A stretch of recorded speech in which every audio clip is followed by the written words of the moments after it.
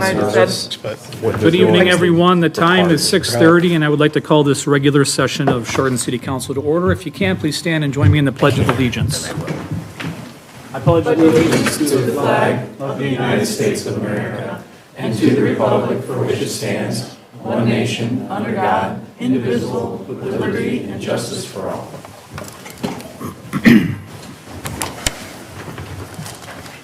Thank you. Please call the roll. Mr. Blackley?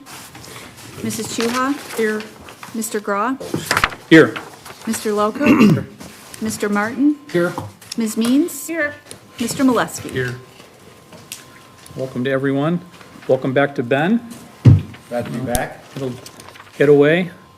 And just before we continue, I checked my mailbox this afternoon, and the Cities and Villages from the Ohio Municipal League magazine was there. And lo and behold, our law director is a featured article writer in there. And he wanted to keep that undercover, but I just said I could not let that happen. So apparently, it's on the subject of the feasibility of cameras with traffic lights. Is that? Yes, sir. That is very interesting. So I haven't read it thoroughly yet, but if anybody wants to see this before we leave, let me know. I think we should post it. Absolutely. I think we have to sign it. What? Yeah. That's a good idea. How many copies do we have? That's a good idea. I think just the one, but Just the one. I bet Ben can get more if we requested it. Anyway, congratulations on that. That's Look at that. He's so embarrassed. All right. okay. Moving on to agenda item number 4, approval of minutes. We have 3 different minutes to approve. We're going to do these in 2 different sections. Are there any additions or corrections to the minutes for July 14th, 2022 public hearing or the July 14th, 2022 regular session? Yeah, I noted a correction on page 4 of the regular session, just as far as the headings about, the discussions in executive session, the one needs to correct it to strike the conferences with an attorney because it was the public body, consider the appointment, employment, dismissal. So I mentioned that to Amy. We're good with that, Amy? That's the only one I saw. Anyone else have any additions or corrections? Hearing none. Call the roll. Mrs. Chuha? Yes. Mr. Graw? Yes. Mr. Loco? Mr. Martin? Yes. Ms. Means? Yes. Mr. Molesky? Yes. Moving on to the July 23rd, 2022 special session minutes. Are there any additions or corrections to those minutes? Short meeting, a few notes, but we need to do it. So, call the roll, please. Mr. Graw? Yes. Mr. Loco? Yes. Mr. Martin? Abstain. Ms. Means? Yes. Mr. Molesky? Abstain. Mrs. Chuha? Yes. Thank you. Moving on to agenda item number 5, Manager's Report. Randy. Thank you, Mayor. Good evening, everyone. A few points tonight. Start off with the street maintenance program for 2022. The pre-construction meeting was held August 4th, and that's getting underway. The second point really has to do with the price of everything and inflation and the supply chain. Due to the supply chain disruptions, rising prices, the lead times, product availability, the capital improvement reserve funds in both water and sewer have been reallocated. In the water fund, we took truck number 3, the 1.5 dump, and we're going to dump truck, and we're going to move that to next year, 2023, to allow for the ability to purchase the steel siding on the water treatment plant, which was funded for this year.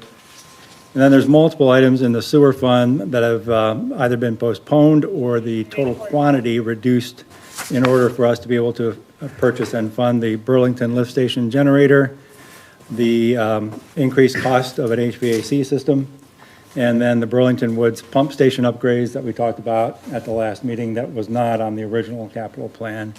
It's just important to note that you're going to see some of these things come back again next year that we're not going to be able to do this year because of the increases in prices or the availability. I want to make sure everyone understood. A note that we just had released, Officer Jason Elam who is a 17-year veteran on the police department. He has volunteered for the assignment as the school resource officer. So we do have a new school resource officer now.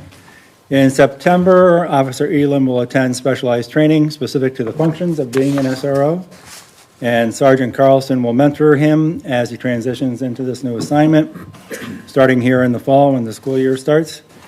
Officer Elam's a graduate of Mentor High School and Lakeland Community College, where he earned his associate's degree in criminal justice and law enforcement. And prior to starting his law enforcement career, he served as a military police officer in the United States Army National Guard from '98 to 2004. And that should probably help him out a lot while he's down there at the school to take care of the kids and make sure they keep in tow. So we're really excited that we have a new school resource officer, and of course wish Patrolman Elam the best. Another point that was not in the memo, the Geauga County Automatic Data Processing Department of Information Technology, which we usually refer to as ADP. They've begun the process of upgrading their current Cisco phone configurations to enhance security, cloud-based modern system powered by kinetic windstream. And this upgrade will require new phones for everyone in the system, of which we're part of the county system. So they'll be transitioning to a Mitel product, which should be technologically more advanced than our current Cisco system. The Department of IT is rolling out the new devices with assistance of kinetic windstream technicians in the next few weeks, and hope to complete the entire 750 plus phones by the middle of December. It should result in a much more improved and more secure calling environment for the total cyber network. And I know they've been working really hard at doing that for their system countywide, as well as the city doing our end.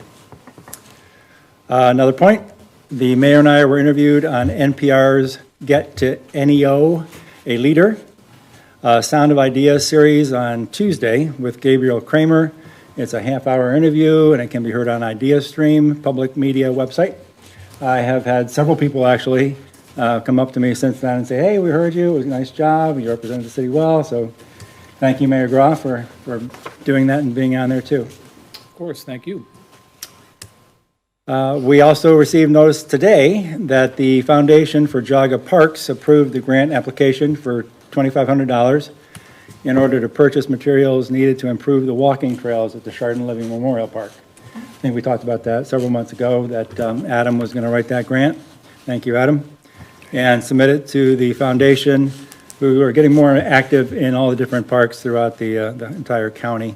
There's some like drainage areas there that need some improvement, so this will help offset the cost of the gravel and the materials to do that.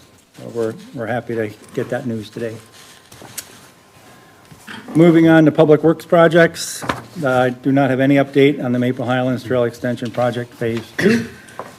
And I shared with the mayor that I'm just going to drop that off until I have an update, which will be we're finally done, because there won't be anything new or different until we have that news.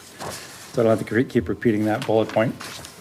The Chardon Living Memorial Park Phase 2, the construction's tentatively slated to start on the 8th, which we're past now. I know they have mobilized in, they've done some construction, they've put in I think the sanitary Sanitary lines in, yeah. is in, they're gonna be working on electricity. So that work is going on. So like I stated in the memo, they're started with the installation of utilities and the concrete pad, and then they'll be transitioning to the trail work. The Center Street Sidewalk Infill Project, the project bid date still has not been determined. That's the project that we're working with ODOT through the NOACA grant funds. There's no update on that, right? That is correct. And the Hidden Glen Water Main Loop, no update at this time. And I'd be happy to answer any questions.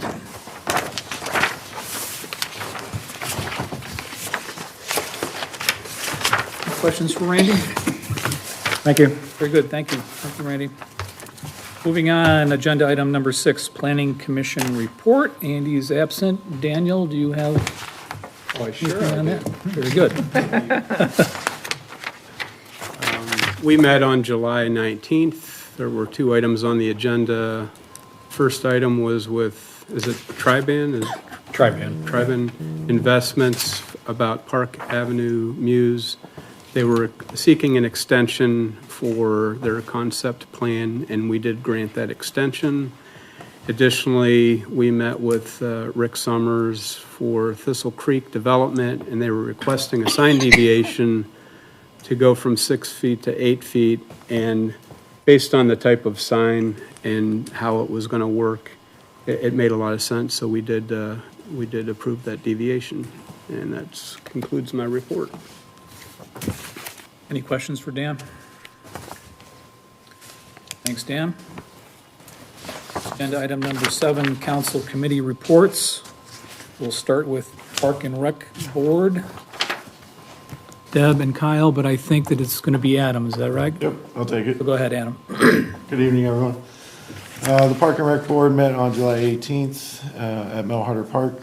And for facilities, we talked about the vandalism that's been at Mel Harder Park. Mostly the beginning of the summer, it's kind of calmed down since then. We talked about the pool equipment issues that we've had and that the ADA pool lift was installed over there. And how we've had a few complaints about the multi-purpose field at Mel Harder Park and the conditions of it. For programs, we cover the Friday night concert series and how well attended they've been this year. And how not well attended the movie was this year. We only brought in about 30 people for that. We reviewed the revenue for programs and memberships and discussed how fall soccer registration was underway and that pool participation is also high this year. For miscellaneous things, we talked about the purchase and install of the RRFBs. They were purchased, we have received the product, and they are currently being assembled down in the street department. Correct. As Randy mentioned, we talked about Phase 2 with Chardon Living Memorial Park and updated the board on that progress. And then Jalga Federation Soccer Club, a gentleman named Kingsley came and talked to the board about his proposal to take over the city's youth, well, I shouldn't say take over, the managing of the city's youth soccer program. And then board discussed a complaint I had about not allowing people to use flotation devices in the pool and covered some of those topics. And then that was about it. Kyle, Deb, did I miss anything? Any questions? You said where the RRFBs, is that what they're called? Yeah. Where are they going? At each intersection that the trail crosses in the city where there is not one. So we purchased 3 of them. Okay. What are some of the details on the vandalism at Mel Harder? Destroying restrooms, some graffiti on the playground, some things carved into our new picnic tables. That's about the extent of it. But the restrooms were vandalized more than once. It was within maybe 3 weeks, they were vandalized twice. So what's our follow-up? Chief, what's the? We've increased the patrols down in the park. We've done a number of things regarding neighbors. You don't have anybody with direct view, and we've had other things that are in place down there to hopefully address it. And the system-wide camera project, we're continuing to work on that. We have 3 other companies that we're looking into right now, in addition to those we already have.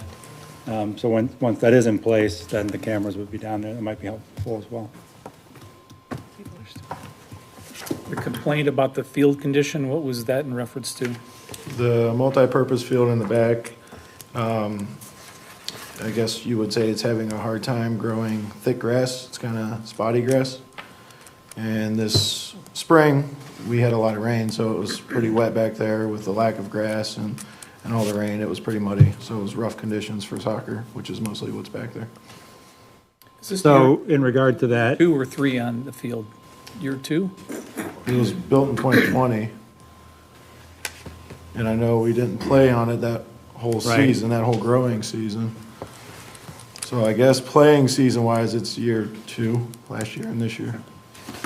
we're working on the capital improvement plan for 23 through 27. And Adam's gotten quotes on what to do out there to try to get the grass to grow.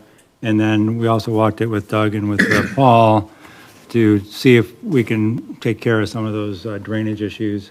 One of it in the far back is just like a underground spring, that if we can start doing some channelization, we think we can do that in-house to take care of keeping some of the water off. But the main problems the grass has been worn away, it's not gonna grow back, there's mud, or when it was dry, it was hard. So the kids falling on it, it was not a good surface. So we'll hopefully deal with that next spring. We'll have to relocate whomever was going to be playing on it at that point in time to let the grass grow and go from there. I would just note that since I drive South Street quite often, the number of people who do not activate the signal at the bike path is a huge percentage. They just go. Are they running or biking or walking or all? It just doesn't seem to make a difference. They just go. So they're there for a reason and they should be used because they are effective. Yes, they are. There's not, I mean, what are you gonna do? For sure. Adam, did you mention when the pool's closing? I did not. The pool's closing this Sunday, August 14th. And day camp ended August 5th. How many more concerts on the square? For us, one, and then Square Association is doing 3 after we do. Okay, great. Those continue to be a really big success. Yeah, it's been Been a great well season attended. for it, hasn't it? Yeah, it's been a great season. Okay. Any other questions for Adam, Deb, or Kyle? Thanks for the update. And in addition to your agenda, we'll include a Economic Development Committee meeting, had a telephone call with Retail Strategies today. And Kyle, you're going to give us an update? Yes, thank you, Mayor. The Economic Development Committee had a meeting with a Retail Strategies partner in Birmingham. They mentioned they attended the Las Vegas Trade Show in May, heard positive discussions about the industry despite fears of inflation and certainly about the economy. Businesses are moving forward with plans on expanding. They're not hesitant to slow down at all. They also discussed some leads for some potential retailers in the city of Chardon, including high-end discount retailer, a sit-down full-service restaurant, and a limited-service style sandwich restaurant. Also, they're going to provide some metrics and data for the September 20th, I believe it is, Chamber of Commerce meeting. It's in the Heritage House. Good meeting. Yeah, it was very, very positive.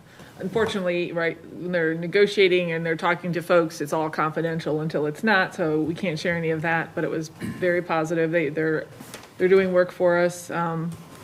So it was good. So at the meeting for the chamber, Retail Strategies for any business owner in the city of Chardon can provide metrics on traffic counts and populations and different information that might be helpful in making decisions or doing marketing. And so we're gonna be able to provide that and show that to the folks at the meeting, it's just another service that they offer that we can offer our businesses in the community. Did they happen to mention, I thought there was a fall show in Chicago? Yes. Forgot to mention that, David. It is in my notes, but yes, there is another one of those trade shows in Chicago the week of the 20th, I believe. October. Steve wants to go. If it's of any benefit at all, I could be there. They've not indicated to us that our presence there is necessarily helpful. We're welcome to go, but it's not necessarily helpful for us to be there because they're having meetings on let's say a different level and they're representing us. They don't really need us to be there to cheerlead for Chardon, but we're welcome to come. We're the client. We can come if we want to, but I don't know that any of us feel like we need to go. As you probably know, my daughter lives there, so it'd be simple for me to just. Yeah, I mean, if you want to go, you're welcome to go, but we're not, they're not encouraging us necessarily to come. I don't want to step on toes and, I'm just, in case it's of some value to some of them, I could just happen to have to go see my granddaughters. One other thing that was brought to their attention was the Denoratech building. Denoratech, as you know, is left, and it's going to be demolished. They're going to clean up that site. So that's one that they were pretty excited about, once it gets cleaned up, that the marketability of that being right there on Center Street, which is the gateway into the community. Yeah, one of the metrics they provided was that was one of the highest traveled stretches of road in the city, so it would be a good spot. They're tearing down the whole structure? Yes, the whole site will be cleared.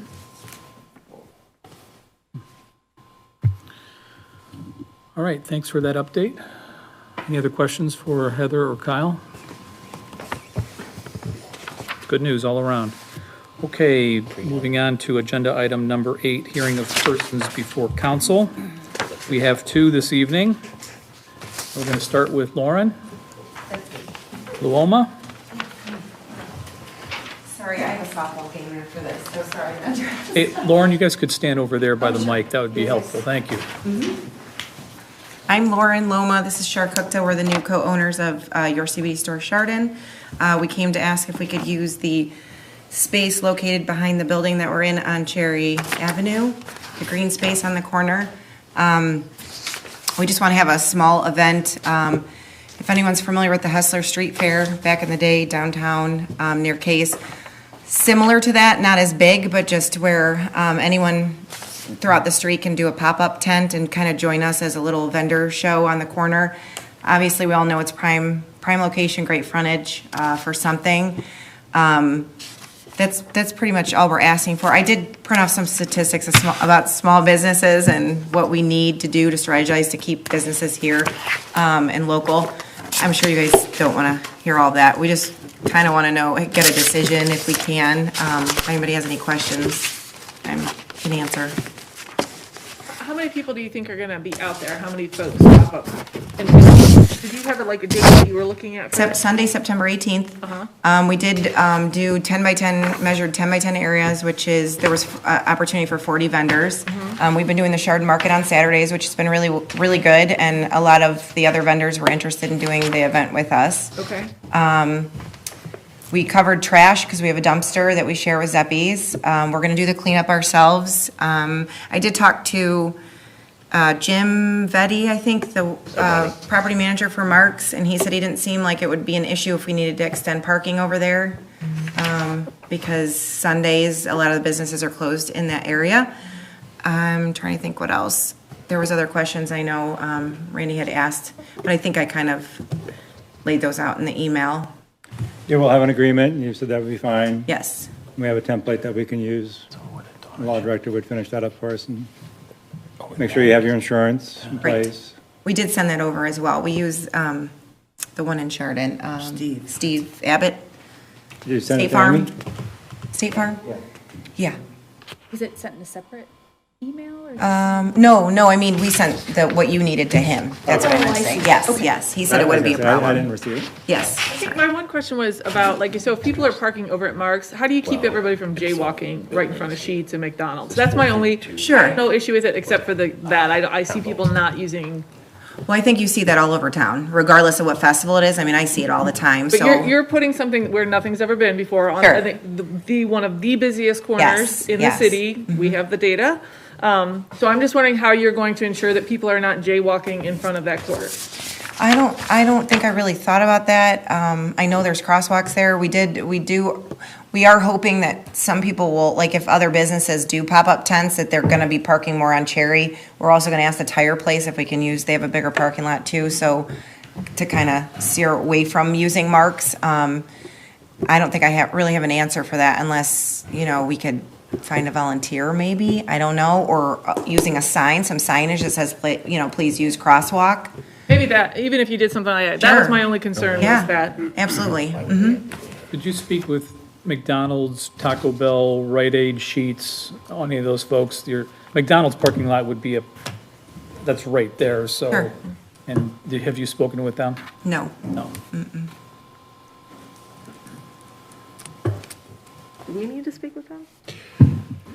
We would have Do anything? a pre-event meeting You would. prior to, yeah. With We that- will probably need to speak with them.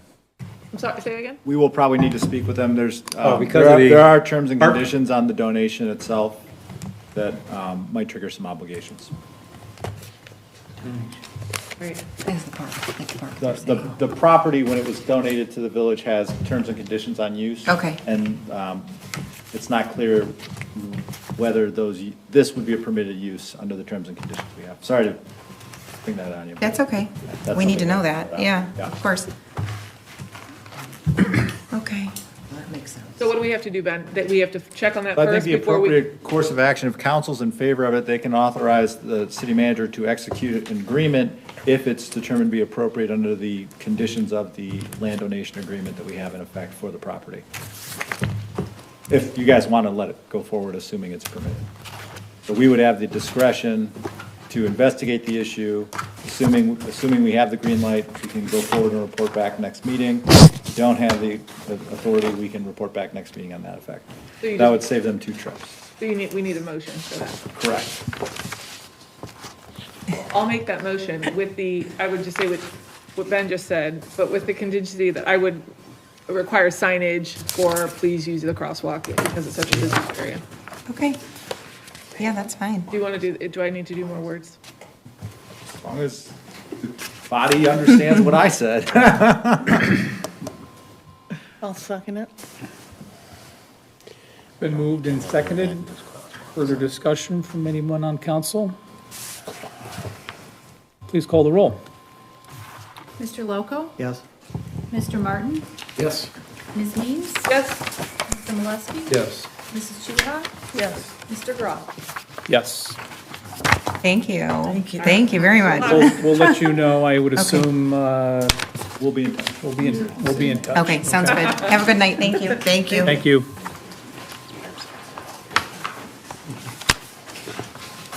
All right, next on our agenda, our urban forester, David Allen. Welcome, David. Going to be here next month, so you wanted to come in today and give us an update. Yeah, I'll be on vacation, so. Very good. This is great. It occurred to me, this is my 10th year, so thank you for keeping me around. One of the goals of an urban forester is to have a fully stocked urban forest, which means every spot has a tree, and the tree is either small, medium, or large, and all the species are diverse. I think that's simple. Safety was huge when I arrived, so making the trees as safe as possible. So that's removals, and we're doing well with that. Deadwood pruning, and we're doing well with that. The 2 parts I'd like to work on in the future are, here I stutter, communication. So is the council engaged and informed about what I do and what the purpose is of what I do? And can you help me at all in ways I'm not asking and haven't thought of asking yet? The public, do they know what I do and the importance of trees, and how do I communicate better with the public? When I first arrived, I did a planting class. So I ran it through the library. They advertised it. Maybe there was 15, 20 people, and we planted a tree on the square. It was a lot of fun. I was younger then, attacked. We all planted the tree together, and they all learned. The tree's still in the square, doing fine. So through the Shade Tree Committee, I'm going to talk with them about ways we can engage more. I think it's important. I gave you a few handouts that I'm not going to go through. I don't need to. You know me and what all has been going on. The one hiccup I had this year, it was started last year and this year, is the difficulty in getting a landscape company to clean out all the stump grindings. They're all short-staffed, and they're all very, very busy, and they couldn't do it at all last year, and they're now getting to it in September. So it's been a full year of seeing mounds that are slowly going down. I don't like that. I hope it doesn't happen again. I should probably find other landscapers. I try and keep the ones that are in town here, use them, and it's been fine. So this is the first change. So that's the one thing I want to fix. Any questions? Yes, are you asking for more money in the assessment? No, I'm not. I can do my job with what you all give me.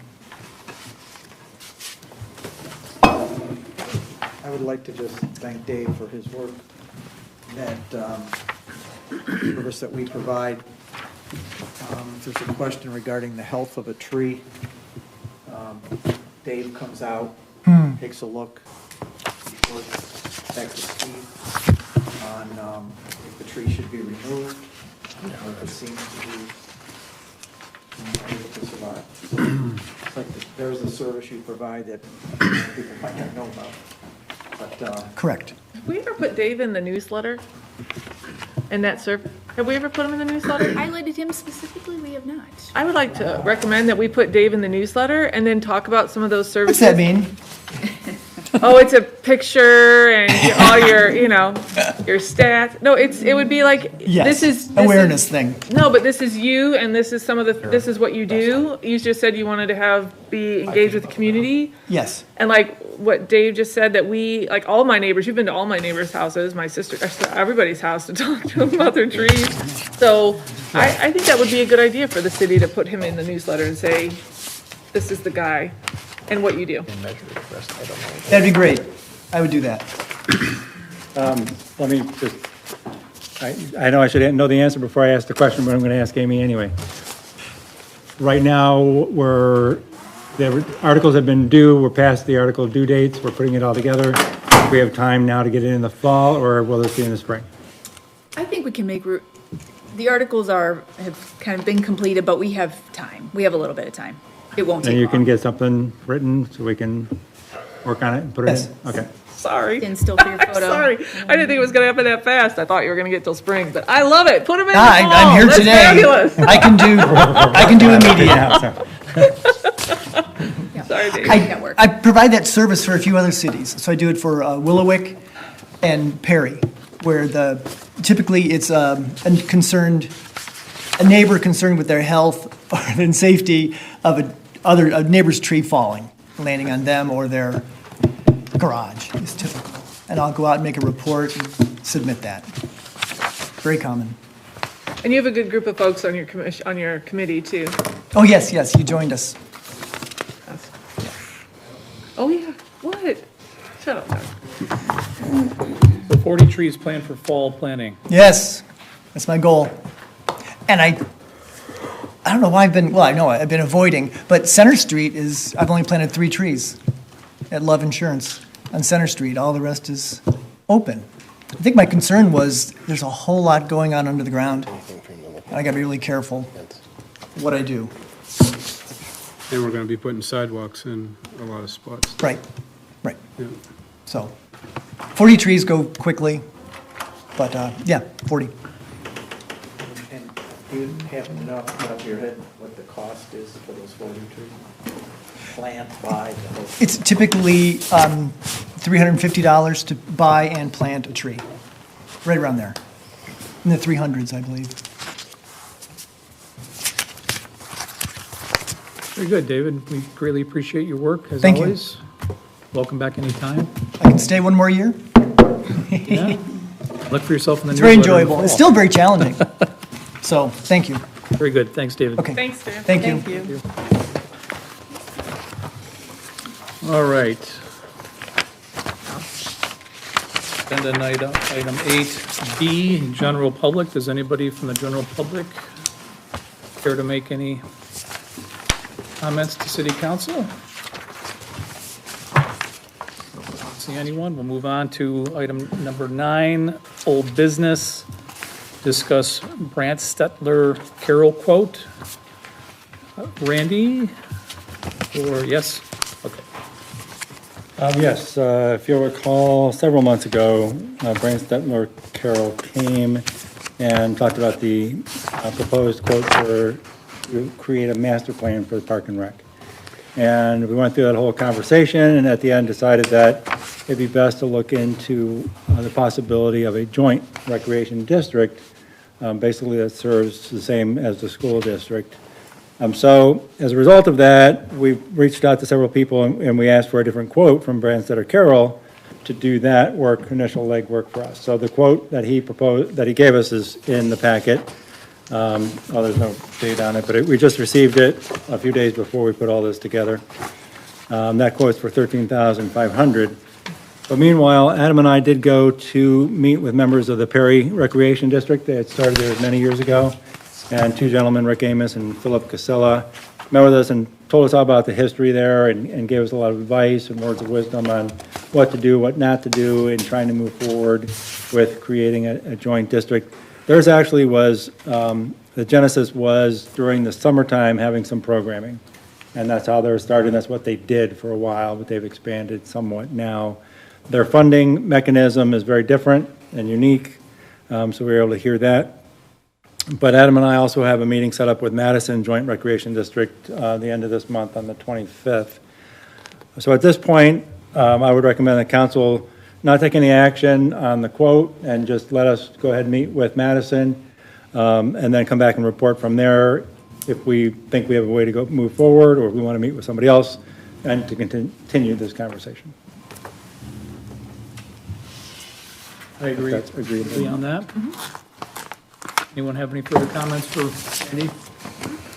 Well, thanks for the trip out and the communication and the investigation. That's going to aid the process greatly. Welcome. I have something else for under old business. I think it's appropriate under old business, which is update on the mural and an ask. So the second mural that we're doing on the service garage has been started, and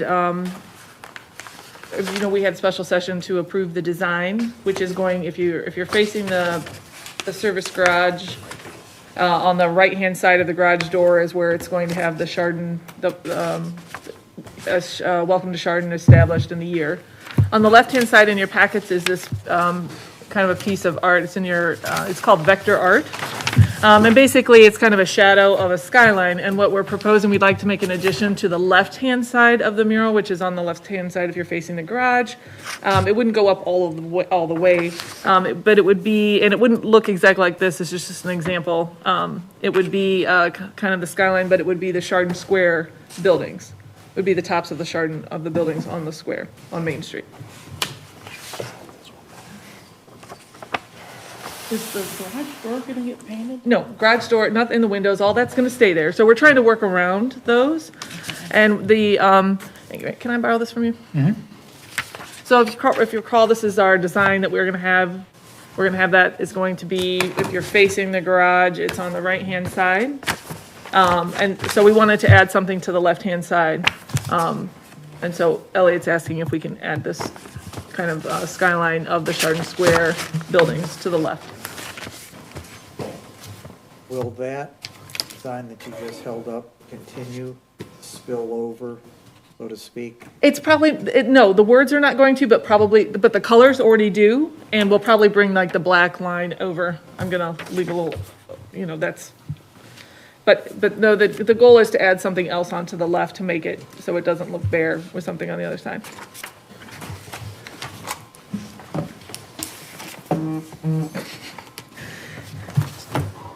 So do I need, I don't, So just, so what we're looking at is not what it's going to be. No, this is the style of art. It's just gonna be a shadow I of the, understand. yeah. It's just gonna be a shadow. So literally, I just got this afternoon because I didn't want to just stick something on there without asking permission. Yes, Just putting a gazebo in it, just. yeah. I think we might have, the progress on this could be completed in a few weeks, so. Oh, absolutely. This, our intention, we've had rainy days and we've had boiling lava hot days. You can't paint when it's 90. So we've been facing a few issues, but second coat went up of the background today. Second coat of the red is getting ready to go up. Then it's a question of just doing the lettering and then this other part. So the goal is to have this done in under 4 weeks. Mid-September at the latest, weather depending. How many colors will this silhouette be? Is it Black, Just just black? maybe black, or maybe black and a lighter, like a shadow on it. We're not adding a bunch of color to Right. this. This is basically gonna be, including white, it was like 5 colors, tops, maybe 4. All right. With the sun going down? No, there's no sun. It's just the shadow, it's just the skyline of the buildings, and we're gonna do the Chardon Square Main Street skyline. This is just the example that I wanted to show you, like what it is the goal. Is this gonna cost us any more money? No, it's not gonna cost any more money. And as a matter of fact, it's gonna come in way under budget because we're not even using that much paint. I'm not kidding. All right, does anyone have any strong objections to, we have to think creatively here, we don't see exactly what it's Right, going to be. right, So far, right. the progress is Great. close to what we understood, but I think there was some dynamics there that caused the change, correct, Heather? Right, it's just the, when we started working on it in the garage door and everything, to make it look balanced. It's just making it look balanced. It's gonna be a great place to take pictures. Fabulous. I'm not kidding. And with what Elliot did with the Yeah. Giving Garden right there, that, I think he's talented enough. A He little can leap of faith, right? pull off something really nice. What? It's gonna be great. You need to approve it. See, I'm confused then, because the original design I thought was gonna cover the whole north No, side. no. And so now we're adding something else. Which is gonna look great. Okay. All right, is there a motion to authorize Elliot to conceptualize and change the current mural that we approved of a few weeks ago with the suggestions that Councilman Means is suggesting? Yes. So moved. We're gonna have a motion. I'm making a motion. We need a second. Who's making a second then? Second. Thank you, Kyle. It's been moved and seconded. This is city government at work. Any further discussion? Please call the roll. Mr. Martin? Yes. Ms. Means? Yes. Mr. Molesky?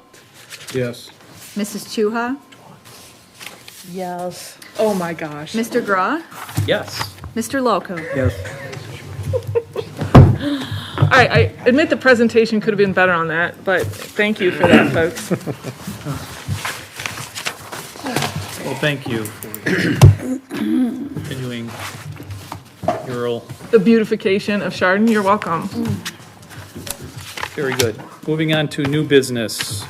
A, discuss sidewalk chalking, Damn. and that's going to go to Ben for a brief review of what's transpired over the last month or so and some observations on the law side.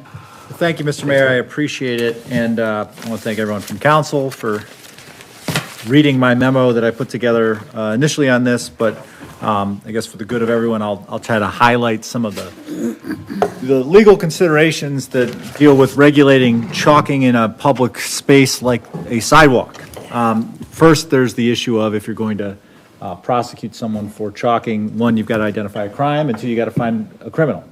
And so finding a criminal can be hard because in certain situations, you might not know who wrote or who was engaging in the conduct that was inappropriate. So if multiple people were chalking, you're going to have to identify what chalking is offensive and what prove it's them beyond a reasonable doubt who made the marks. The other question is what is the crime that's being committed? Our code and the state code essentially contemplates two potential violations that come into effect. There's a criminal mischief crime and a disorderly conduct crime. Proving the elements of either of those crimes beyond a reasonable doubt is rather difficult to do. The problematic piece with criminal mischief is there's an element that requires you to act without privilege to do so, and it requires the defacing, damage, or destroying of property. So is there a privilege to chalk on public space is something that's an open question. As currently drafted, I'm not certain that you could stand on grounds that someone who puts chalk on a sidewalk is doing so without the privilege to do so. So you're going to have an issue there. The other issue is what constitutes defacing, damaging, or destroying property. Chalk is of a temporary nature. I'm not sure it constitutes damaging, defacing, or destroying that it certainly doesn't compromise the integrity of the physical hard surface that we're dealing with. So an enforcement under that code provision is going to be problematic. Similarly, you've got a disorderly conduct section. Our state code and our local code essentially calls for the same thing. There's a prohibition against recklessly causing another to be subject to an offensively coarse utterance, gesture, or display. Getting into the legalities of what constitutes offensively coarse is something that generally I don't like the city doing on the public sidewalk. There are First Amendment considerations that come into that. You pair that with the fact that it is writing is writing something offensively coarse or in utterance, gesture, or display, there's some legal questions that aren't certain. So broadly speaking, whether you have the authority under your current code to cite someone for chalking on your public sidewalk, the answer is perhaps, but probably not. If you would like to bolster that, I think that from a legislative perspective, your best avenue is to identify particular areas of public space that is of particular importance, and clearly identifying through signage that you believe or you're notifying the public that this sidewalk should be treated differently than other sidewalks, don't go chalking on it. That's the general lay of the land as I see it. Certainly, no matter what you put in place, there's going to be problems with enforcement. But as currently constituted, those are the strengths and weaknesses of your options. Any questions? She's stating a no chalk zone, is that what you were suggesting? If you wanted to, you would need to make sure everyone has notice and an opportunity to, yes, you would have to put people on notice. And if you're going to do that, you're going to have to put a sign up. You know, I saw chalking in the square on Friday night at the concert last week. I understand there was chalking at an arts festival.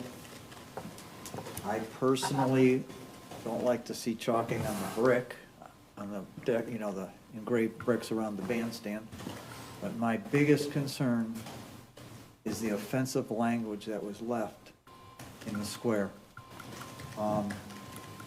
I would like to see what can be done to handle situations like that. There's no room for that kind of activity.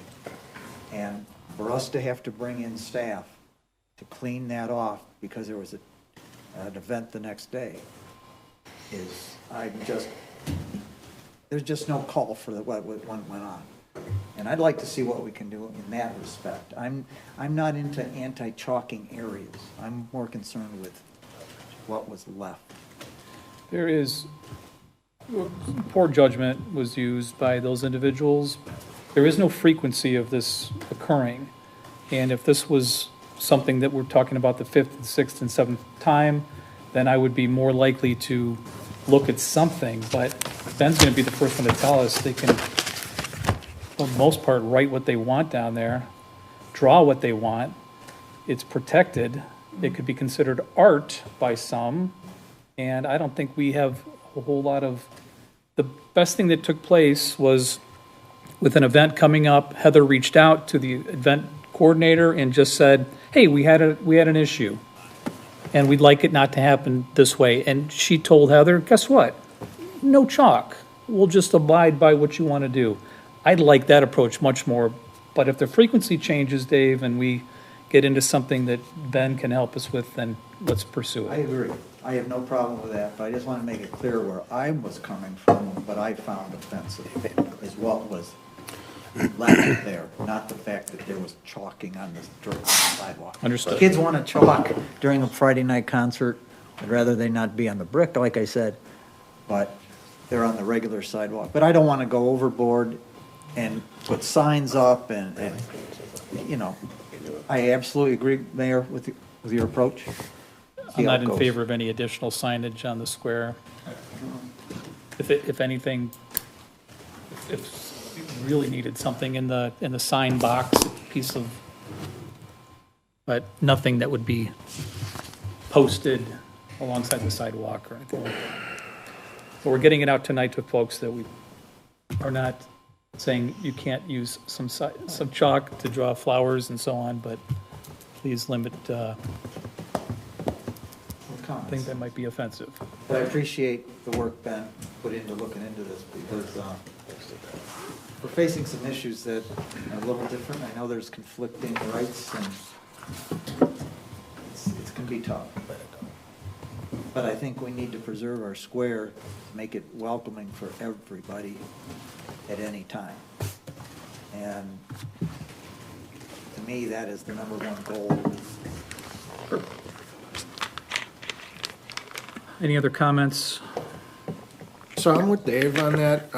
As far as the brick, that's the only thing I'm concerned about, and that's the only thing that anybody's ever brought up to me was, some people paid for those bricks, and, the power washing, I don't know what kind of damage it can do.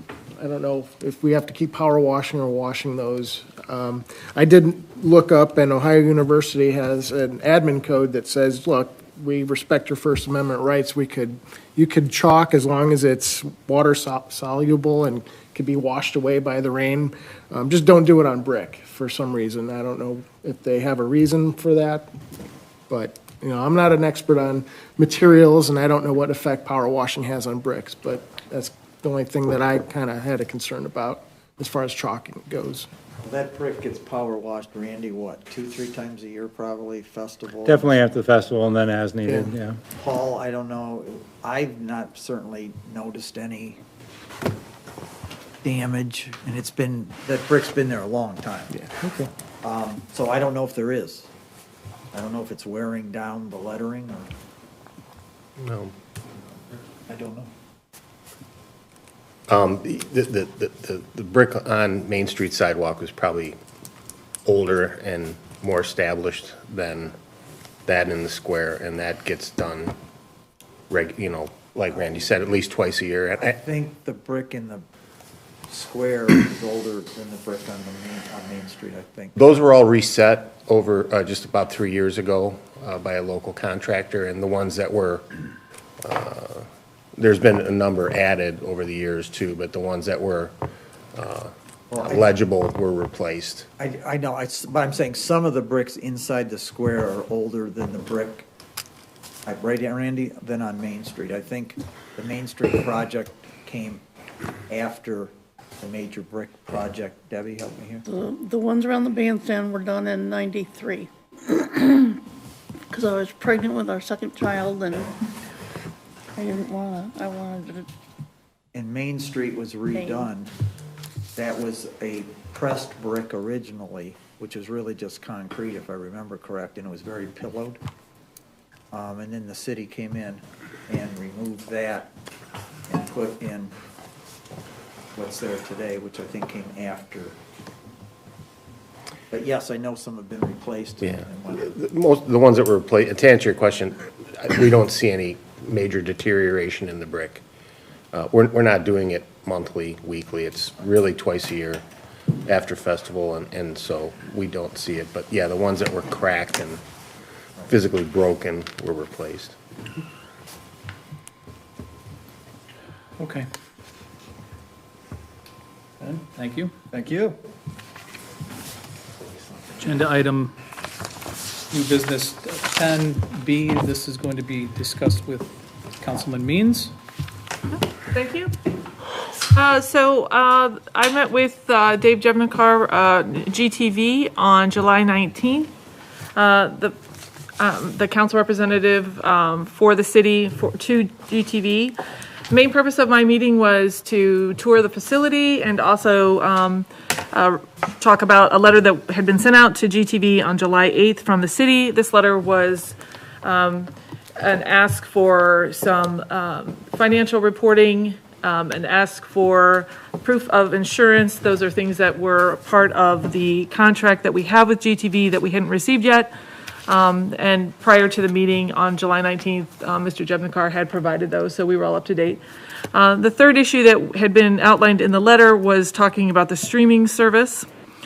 Streaming service that's offered through the website, the GTV website, that's available for everyone.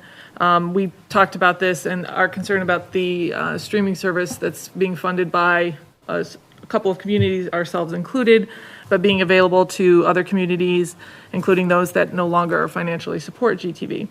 So we talked about those things. We met, there were two, it was Dave, myself, two trustees, Mr. Burr and Chuck. Chuck, I can't remember Chuck's. Forrest. So we met for about 45 minutes. I asked Mr. Jevnikar about the streaming service, and he said he'd like to address that directly with council. And that's where we left things. And so he's here tonight. I'm assuming, Dave, did you want to address council? Yeah, sure.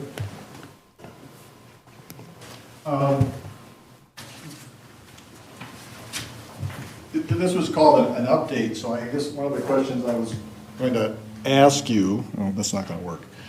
Brett, we're going to make this so we can take it out, okay, from now on. Do you have any questions on what we're doing so far? Let's start with that. I'd like to know if you have any, we'll get to the streaming in a minute, but is there anything that you're concerned about other than streaming, what we're doing, what we're not doing? Any questions about what we're doing? No? I think there was a discussion about programming, percentage of programming. I think that was what you received in the update. I provided a Yes, we've received a lot of, I don't know who gets what. everybody got everything Did they? that you sent to All us. that- We all sent that- it to all council Okay, members. got all the stats and. That was helpful to Okay. get Yes. that. Yeah, the busy spring, and then, of course, quiet summer, we're getting ready for a busy fall. Got actually the Maple Festival this spring, which is kind of nice to be able to provide that. And I think there may be some stats in the packet about the viewership we got on the festival as relates to streaming. Heather and I talked about this, and the interesting thing is everybody asks about, on the cable side, what kind of viewership you've got, et cetera, and we can't tell you that. I have zero information on that. Spectrum won't release it. It's just not there. But ironically, the issue you're concerned about, or at least some of you are concerned about, I can get you stats and stats and stats, and you've gotten all those. You've seen where viewers have come from literally all over the country and almost all over the world on the streaming side. So that's kind of where it is. This is what the PEG business has evolved into being. PEG channels realize, we're not the only one, that people cut the cord. It's not so much, it's going to be communities leaving, but it also could simply be the fact that cable subscribers decide they don't want to subscribe to cable anymore. So revenues become a challenge, and so PEG channels look for alternative ways to provide programming, provide service to communities and to people, and the internet's here to stay. So there isn't a PEG channel in the United States that doesn't stream. I mean, there may be one somewhere in Montana, but I'm serious. Every single PEG channel in the United States has some flavor of internet presence. To show you one locally that's really embraced the concept of being a programming service on a variety of platforms, the consortium down in Northfield, Macedonia, Aurora, Twinsburg used to be known as Cable 9. They're now known as Community Focus. They brand themselves as Community Focus now, not Cable 9. And the reason is they're providing their programming, and their communities embrace the idea of sending it to as many people as you can, no matter where they are, whether they're in Hamden or whether they're in, my sister's in Pittsburgh and Annapolis. They can see the programming. That's just how these channels operate now. So that's sort of where the world is. To not go on the internet would create a number of issues. One is, what do the other communities say? And how do you all get together and work this thing out? What does Munson, they're not equal partners, but you're all partners in this endeavor. And so how the other communities look at this thing? I'm pretty comfortable that Middlefield, who's a strong supporter, who completely funds Cardinal schools. They're not interested in anything else except fund Cardinal schools. With the Cardinal School District so spread out, not just in the village, that they're interested in that content getting into Parkman, Huntsburg, et cetera, et cetera. They want their programming, they want their programming because that's where their residents are. So that's how they support their school district. And I'm sure that they'd be pretty inclined to have, they want to continue that, I think. I've talked to Munson, a couple of trustees. They seem to be thinking it's a good thing to do too. So I understand the concern of the don't pay, you don't play.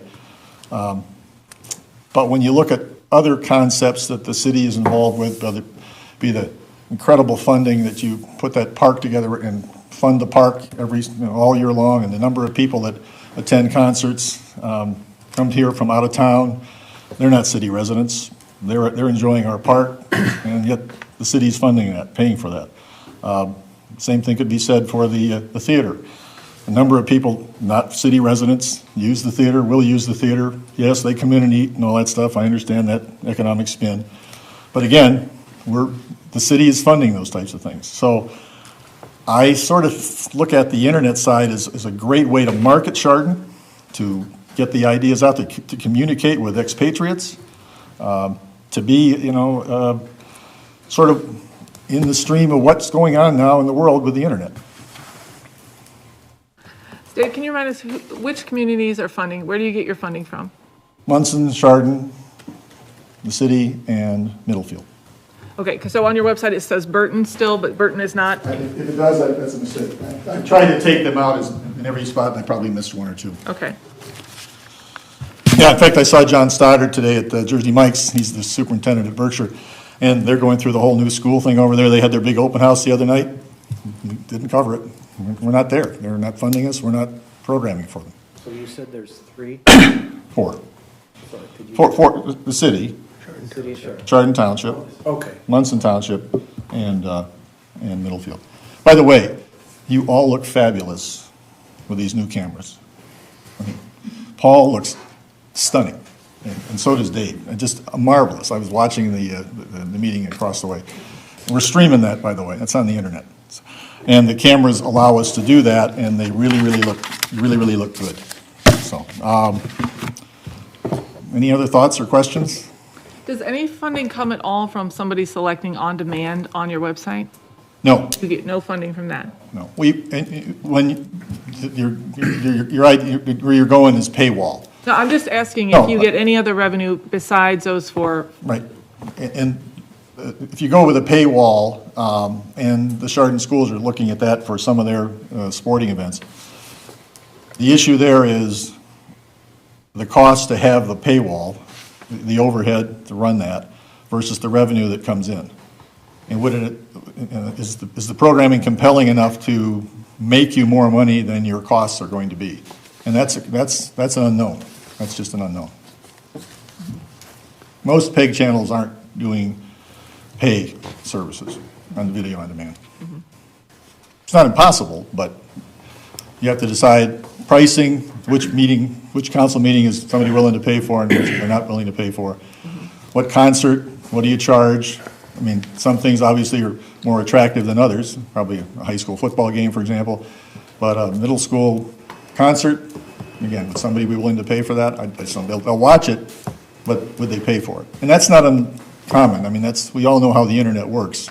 Folks are always trying to figure out ways to see content without paying for it. And Hulu and Netflix, they're all having the same problems they have far more compelling programming than we do.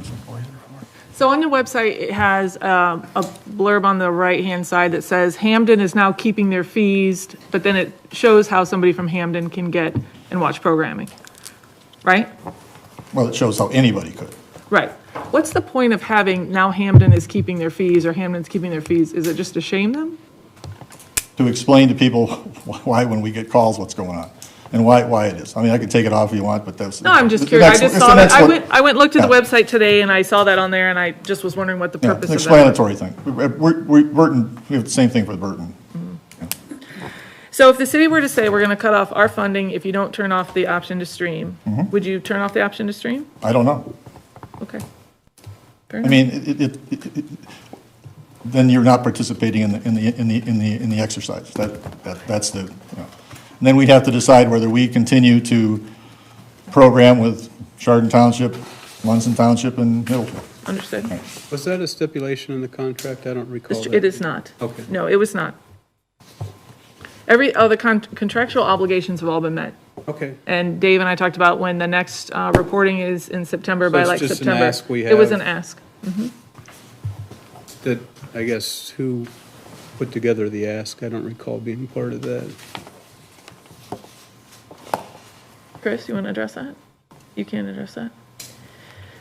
It was, I'm not sure exactly how that one particular, it was just something that was noticed that people who are not funding, are not participating in funding, still have complete access to everything. And so that was a question that was raised when we were looking at the So contract. you're asking, Well, just a point of clarification, 2 or 3 years ago, when Burton Village raised the issue of, and it was interesting, they raised the issue, well, some of our residents can't see the programming. I said, well, internet, we can, and they said, yeah, do that. So we did it. Well, I didn't just stop. I asked you and I asked all the other communities at that time, does this make sense? Okay, and the answer was yes. This is sort of like, back up a long time ago. Clarendon Township signed a contract with GTV. Aquila Village wouldn't. I came to all the communities and said, will you let Aquila in for free or not? And you all said no. We gave the money back to Clarendon and shut them off because they were on the same feed, and they couldn't stop Aquila from seeing it if Clarendon was seeing it. So I asked that question then, in that concept, and I asked the same a few years ago about going on the internet, and all the communities approved that. And how much a year, Mark or Randy or Heather, is it a year that we contribute? Revenue that comes in? It's close to 70,000. And I say close to 60. It's somewhere between 60 and 70,000.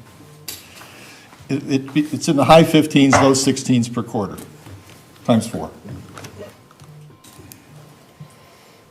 I mean, I understand the issue, but it's, we can't isolate a community and say, anybody with an IP address in that township, you can't get this service. It's just not possible. I mean, maybe the FBI can do it, but we couldn't do it. Does anyone else have anything for Dave? I mean, just another level of service. Everybody, I think, enjoys our camera. That's an internet service we're providing. You know, would that be something we would stop? We just got a new camera, by the way. The old one's, believe it or not, 17 years old. That camera's been up 17. It's hard to believe. But we're hoping to replace that in the next few weeks. But there's another internet service. You're talking about the camera that shows the square. Mm-hmm. And do we know how many people look at that? Not yet, but with the new camera and the IP address and the configuration, I can do some Google Analytics on that. Okay. I bet it'd be more than a couple. One guy during the wintertime, 5 times a night. Well, Kirk at Munson called me this week, because Munson, you're having the issues with the vandalism. Munson's having the same problem, right? So we had a discussion about cameras, and he checks the camera all the time. So, yeah. Every day. This is the Munson Road guy. Yeah. And I know coaches do for checking what the weather's like for training, and I've got a family in England that checks on mom's weather here. I'm telling you, it's watched. Yeah. Heather or Randy, when does council make a decision whether to continue to fund GTV or not? Is that a budget at the time of the adoption of the budget? Yes.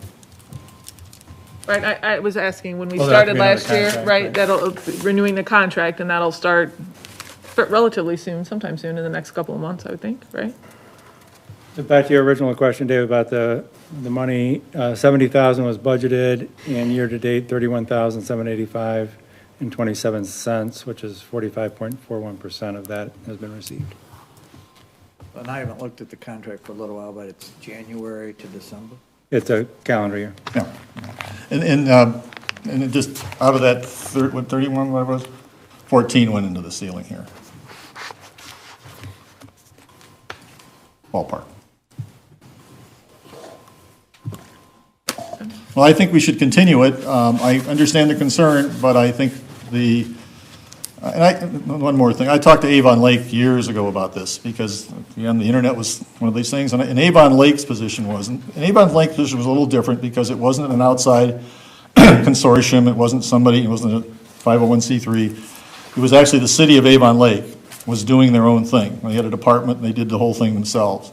And they looked at the idea, I'll never forget the lady said, we looked at the greater good.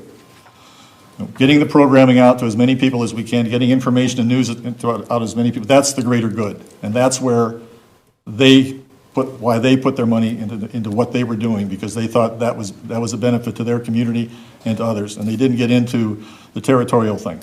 But, I mean, I understand the territorial thing, but wasn't their approach. And I think the same thing is going on down with the community focus down in Northfield, Macedonia.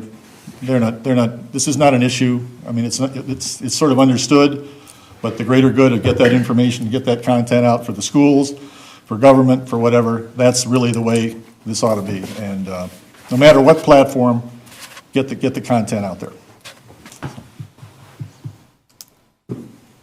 Okay. Any other questions on what we're doing, how things are going? No, we're all set. Okay, thank you. Thanks, Dave.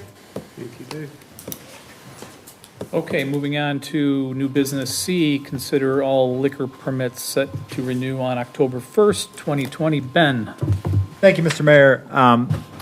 Council, the city's received a notice of legislative authorities from the Department of Commerce advising that if we want to object to any renewals for Class C and D liquor permits, we have the right to do so, and we can contact the Department of Commerce if we choose to do so. I'm aware of no reason why we would object to any of them.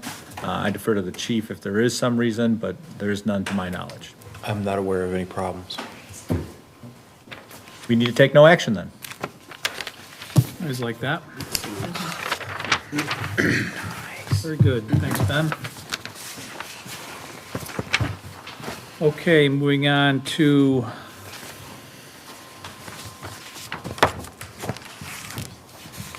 legislation. Legislation A, would anyone like this ordinance read in its entirety? Hearing none?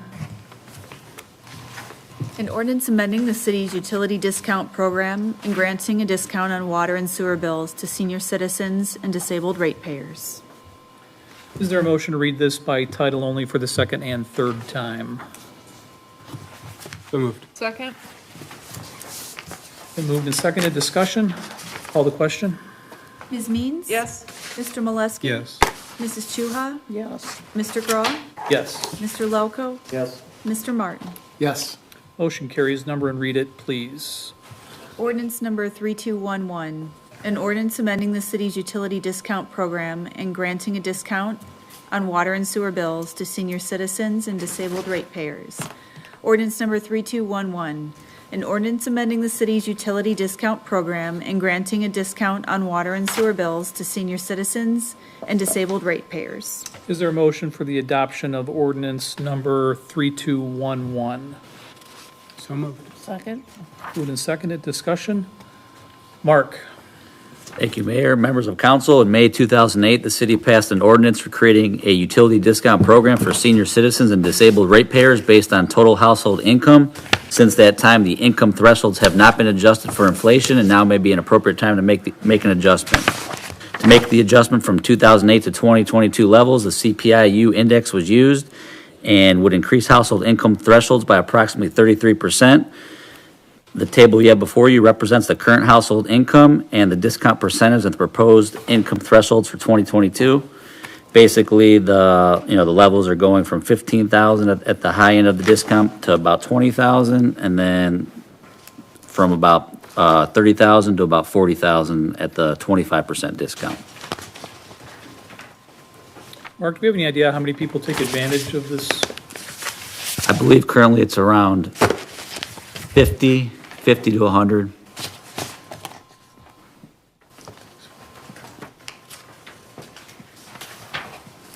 Are there any other questions for Mark? Good to go? Amy, please call the question. Mr. Molesky? Yes. Mrs. Chuha? Yes. Mr. Graw? Yes. Mr. Loco? Yes.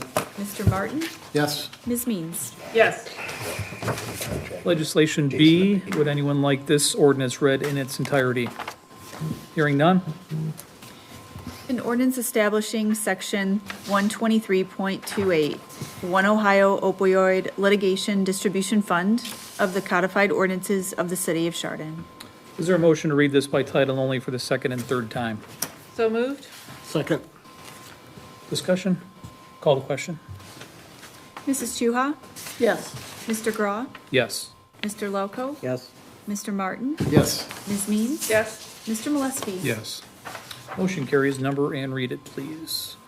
Ordinance number 3212, an ordinance establishing section 123.28, One Ohio Opioid Litigation Distribution Fund of the codified ordinances of the city of Chardon.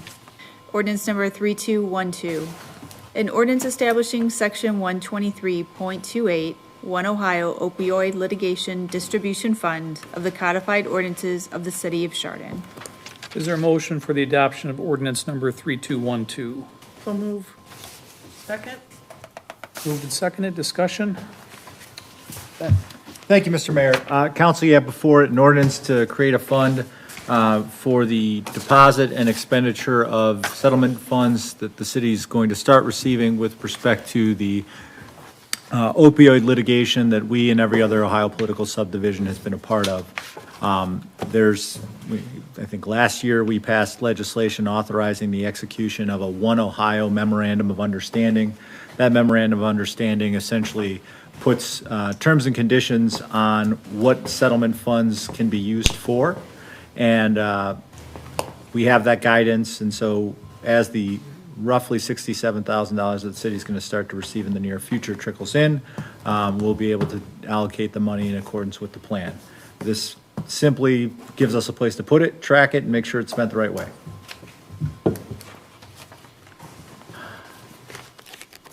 Trickling in, how, is $4,000 at a time, was that what we understood? 4,000 is coming already. 4,000. So how will we make that determination then? Where to spend? Where does that fall to? Not yet sure. Wherever you want. I mean, so the good news is the MOU has guidelines for what it can be used for. We're going to get funds from, so there's really three settlements. There's the Giant Eagle settlement. So basically it's different bad actors all settled at different amounts, and their distributions all came to us, or will come to us through the state. We can deposit it and spend it right away because there are certainly expenses that would qualify, or we can sit on it, see when we get the total distribution, if we want to make one lump settlement, or you can defer to the city manager and let him do it however he wants. Entirely up to you. We're not doing that last The only thing I saw was there's like three different components. One was the community, state, and then I think larger. And under the community section, it had what could be spent at the community level. Some of it was training for police officers to interact, for how they would interact with people with mental health issues, drug issues, alcohol as well. Some for treatment. You want to use it on treatment and houses that help these folks. So there's a multitude of different ways to spend it. I don't know how we want to go about putting it together. We want a small committee, an ad hoc group, or turn it over to the chief, me, I don't know. I would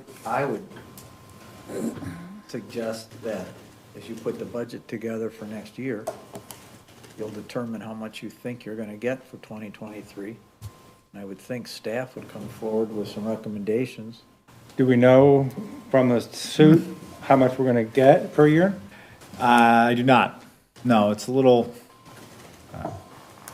there's levels to reimbursement and there's timing to reimbursement that it's a little foggy, so. But you're gonna have to put a revenue estimate projection into the budget. 4,000. Okay. Yeah. So I mean, I look to staff to come up with a recommendation how you think best to use that money that comes to council as part of the budget process. Just like, Anything else that we're gonna spend money on? Okay. That sounds, that's my opinion on how to. sounds fine. Good, any other discussion? Call the roll, please. Mr. Grau? Yes. Mr. Lelko? Yes. Mr. Martin? Yes. Ms. Mees? Yes.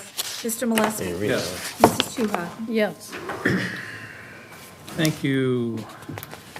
Legislation item C, would anyone like this ordinance read in its entirety? Hearing none. An ordinance amending appropriations in the City of Chardon Treasury for 2022 and declaring an emergency. Is there a motion to read this by title only for the second and third time? So moved. Second. Been moved and seconded, discussion? Call the question? Mr. Lelko? Yes. Mr. Martin? Yes. Ms. Means? Yes. Mr. Molesky? Yes. Mrs. Chuha? Yes. Mr. Grau? Yes. Motion carries. Number and read it, please. Ordinance number 3213, an ordinance amending appropriations in the City of Chardon Treasury for 2022 and declaring an emergency. Ordinance number 3213, an ordinance amending appropriations in the City of Chardon Treasury for 2022 and declaring an emergency. Is there a motion for the adoption of ordinance number 3213? So moved. Second. Moved and seconded, discussion? Mark? Thank you, Mayor. Members of council, you have before you an amended appropriations ordinance for your review and consideration, which is explained as follows. The increase of $50,000 in the general fund budget for architects and engineers is due to the reviews related to the Maple Trace and Redwood apartment development projects. While the city pays the engineering company for the reviews, the development projects pay a construction deposit to the city that is used to cover the review expenses. Therefore, the net effect on the city's overall finances is zero.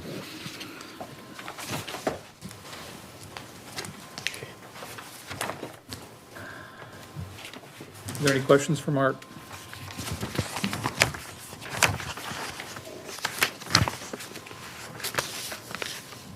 Dave, you have something? No. You can call the question. Mr. Martin? Yes. Ms. Means? Yes. Mr. Molesky? Yes. Mrs. Chuha? Yes. Mr. Graw? Yes. Mr. Loco? Yes. Legislation 11D. Would anyone like this ordinance read in its entirety? Hearing none.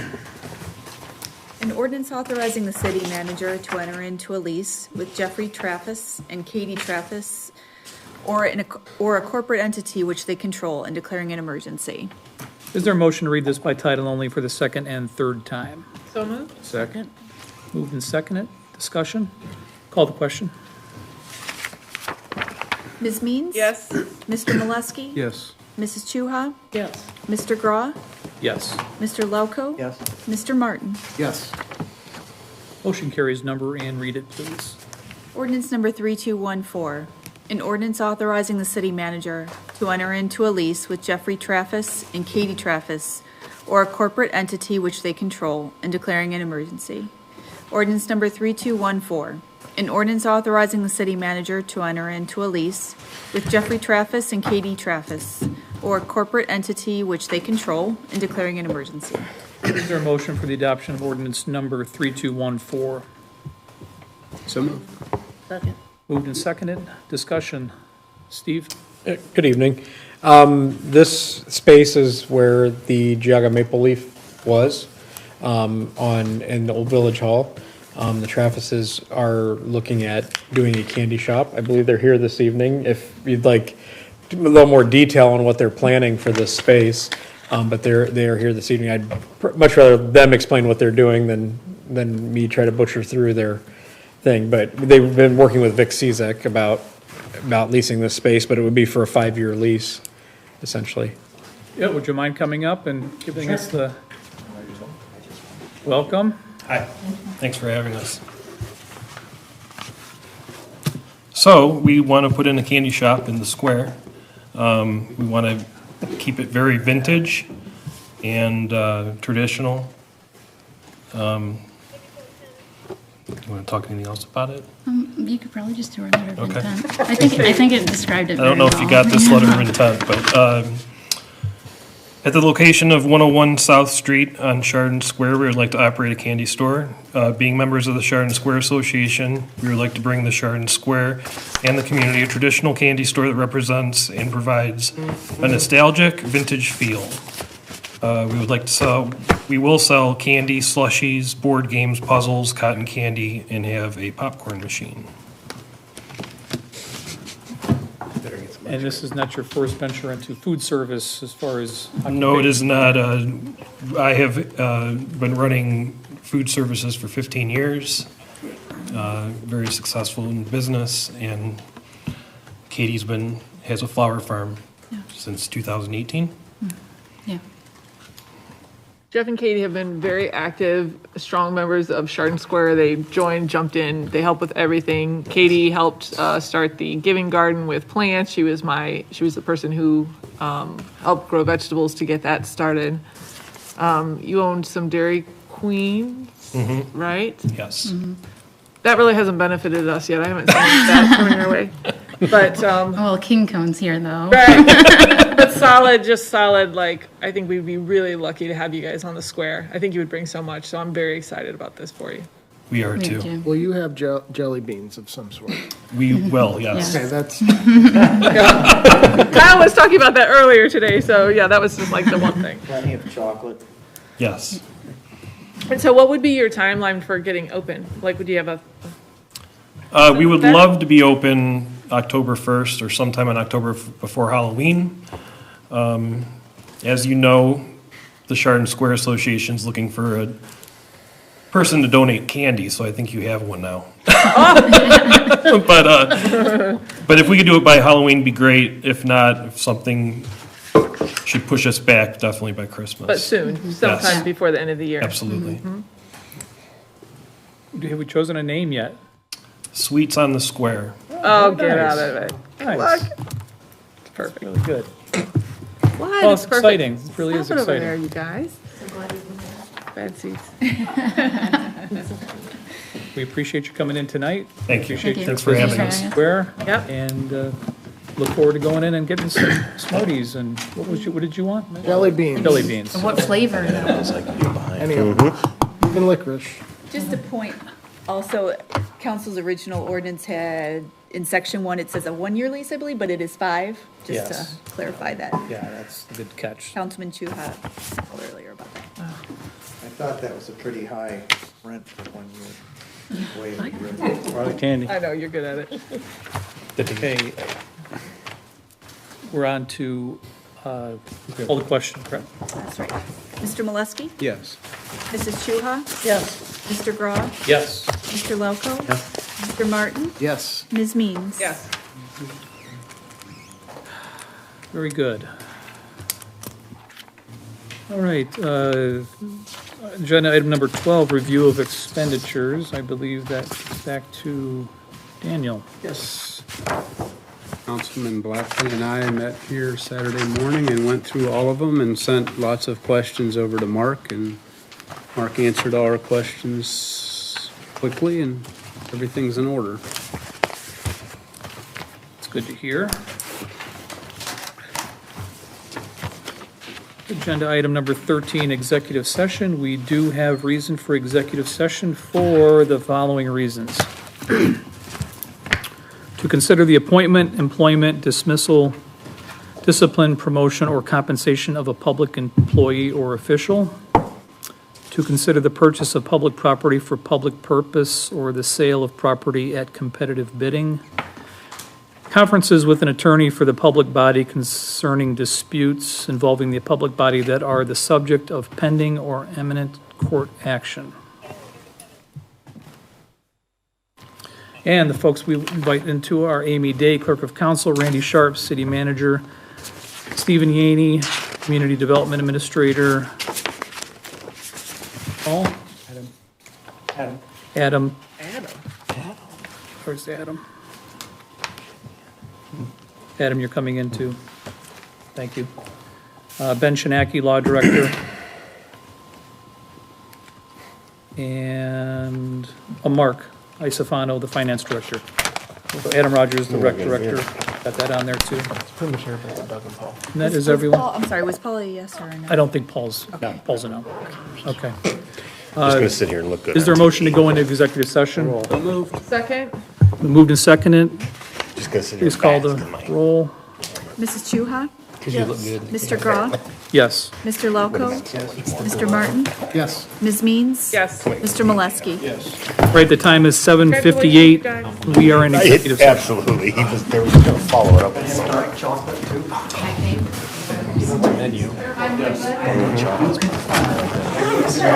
Mark.